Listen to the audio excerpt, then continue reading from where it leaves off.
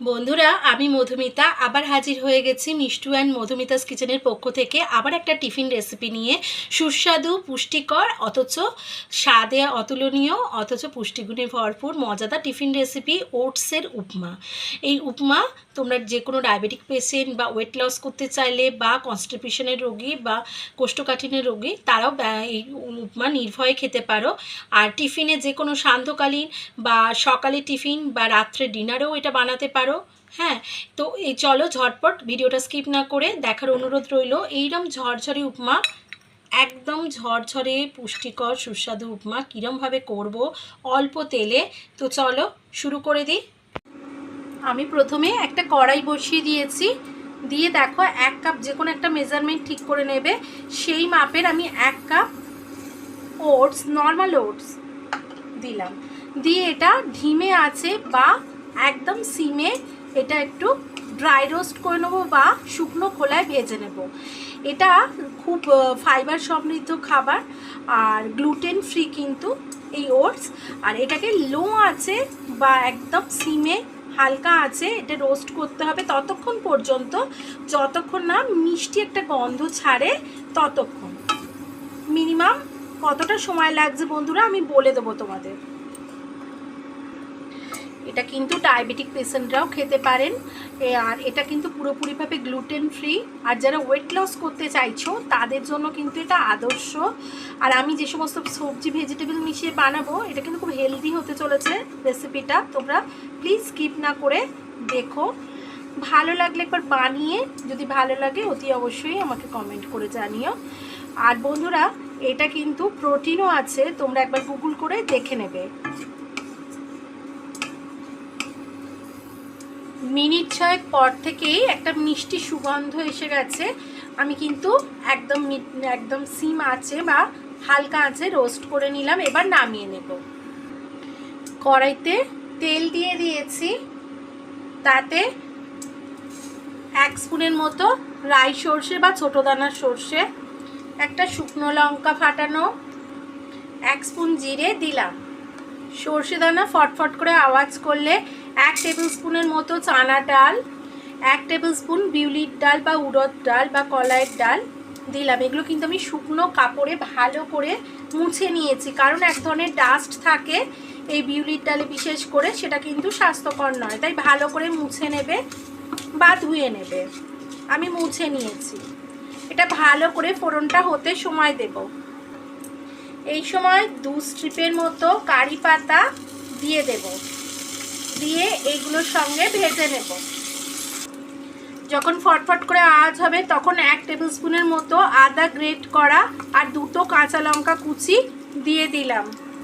Minute খানেকের মতো ভেজে নেওয়ার পর পছন্দের ভেজিটেবলস দিয়ে দেবে। আমি কিছু গাজর দিচ্ছি, কিছু আলু দিচ্ছি, একটা মিডিয়াম সাইজ আলু কুচি করে নিয়েছি, আর একটা বড় গাজরের অর্ধেকটা কুচি করে নিয়েছি, আর কিছুটা বিনস নিয়েছি, দেখো এরকম ক্যারাচে করে কেটে নিয়েছি, সেটাও দিয়ে দিচ্ছি। একই কুকিং টাইম এদের, ওই জন্য একসঙ্গেই দিলাম। এবার নেড়ে নেব। এটা কিন্তু ডায়াবেটিক পেশেন্টরাও খেতে পারে, আর যারা ওয়েট লস করতে চাইছে তারাও খেতে পারে। ডায়াবেটিক পেশেন্টরা আলুটা স্কিপ করে যাবেন, আলুটা দেবেন না, তাহলেই হবে, একই রকম টেস্ট হবে। আমি হেলদি করার জন্য সাদা তেল ব্যবহার করছি, অল্প তেলেই বানাচ্ছি, তোমরা দেখেই বুঝতে পারবে। আর যারা এটা আরেকটুখানি আরও টেস্টি করতে চান, আমি শেষের দিকে ঘি দেব, তারা পুরোটাই ঘিয়ে বানাতে পারো। এই সময় সবজিটা ভাজার সময় পরিমাণ মতো নুন দেব। সবজিটা খুব লাল করে ভাজবো না, হালকা সতে করে নেবো, কাঁচা ভাবটা চলে যাবে ততক্ষণ ভাজবো। ফিরে এলাম। মিনিট 2-3 ধরে আমি এটাকে হালকা সতে করে নিয়েছি, কাঁচা ভাবটা চলে গেছে। বন্ধুরা খেয়াল করে দেখো, এই মাপের আমি 1 কাপ উপমা, 1 কাপ আমি ওটস নিয়েছিলাম। তো এই কাপের মাপেরই, মানে যে মেজারমেন্টটা ঠিক করবে সেই মেজারমেন্টের 1 কাপ জল দিলাম। ঝরঝরে উপমা করার জন্য ওটস ঝরঝরে হবে যদি সেই সেম মাপেরই দাও, এটা খেয়াল রাখবে প্রপোর্শনটা। আর একটা কথা, লাস্টের দিকে আমি কিছুটা ক্যাপসিকাম মিশিয়ে দিয়েছি, হাফটা বড় ক্যাপসিকামের কুচি করা, সেটা আর আমার দেখানো হয়নি, তো এই জন্য আমি আন্তরিকভাবে দুঃখিত।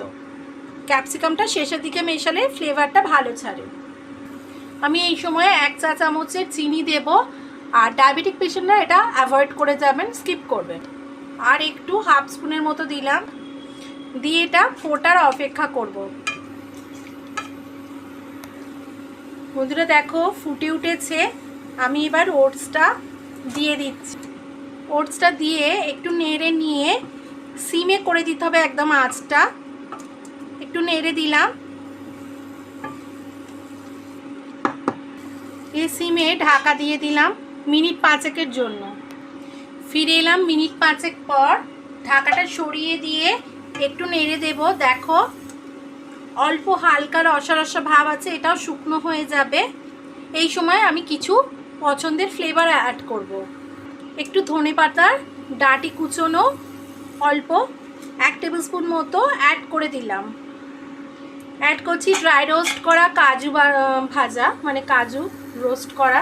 অ্যাড করছি চিনেবাদাম শুকনো খোলায় ভাজা, না থাকলে আগে ভেজে নেবে। দিয়ে মিশিয়ে নিলাম। অ্যাড করছি 2 টেবিল স্পুনের মতো ডেজিক্রেটেড কোকোনাট, এটা তোমরা তাজা নারকেল থাকলেও মেশাতে পারো। আমি একটু মিশিয়ে দিচ্ছি।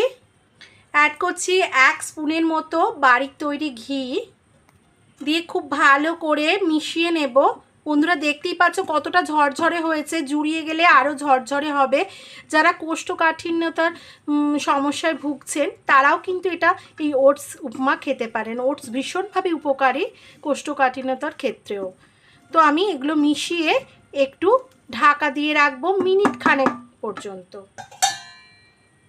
এর মধ্যে যে ফ্লেভারটা তোমাদের পছন্দ নয় সেটা অবশ্যই স্কিপ করবে বা বাদ দেবে। একটু ঠান্ডা হওয়ার অপেক্ষা করেছি, তারপরে একটু লেমন জুস দিয়ে দেব, কারণ ঠান্ডা না হলে তেতো হয়ে যাবে লেবু রসটা দিলে। চটপটা স্বাদের জন্য আমি লেমন জুসটা দিচ্ছি, টক মিষ্টি ঝাল বেশ ভালো লাগবে। আর একটু চটপটা করার জন্য আমার বাড়ি তৈরি চাট মশলা আমি হাফ স্পুন কি 1 স্পুন মিশিয়ে দিয়ে একটু ভালো করে মিলিয়ে দিলাম। তৈরি হয়ে গেল ওটসের উপমা। কেমন লাগলো বন্ধুরা একবার বানিয়ে দেখে অতি অবশ্যই দেখবে। দেখো এরকম ঝরঝরে হয়ে গেছে। আর ঠান্ডা হওয়ার পরেই লেমন জুসটা ব্যবহার করবে, 1 স্পুন বা 1 টেবিল স্পুন দিলেই হবে। আর তোমরা তোমাদের টেস্টের অনুযায়ী মেশাবে, আমি ওরকমই মিশিয়েছি। আর দেখো একদম ঝরঝরে ওটস উপমা, খেতে কিন্তু ভীষণ সুস্বাদু, পুষ্টিকর আর পুষ্টিগুণে ভরপুর, সহজ আর মজাদার টিফিন রেসিপি। এটা তোমরা সন্ধ্যেতে করতে পারো, টিফিনে, সকালে টিফিনে করতে পারো, আবার টিফিনেও দিতে পারো। বাচ্চাদেরও ভীষণ উপকারী, আর যারা ওয়েট লস করতে চাইছো বা ডায়াবেটিক পেশেন্টরাও নির্ভয়ে খেতে পারো। তো চলো চলে যাচ্ছি, আবার হাজির হয়ে যাব নতুন কোনো রেসিপি নিয়ে। ততক্ষণের জন্য খুব ভালো খাও, স্বাস্থ্যকর পুষ্টিকর খাবার, কম তেলের খাবার খাও এবং সুস্থ থাকো। টাটা।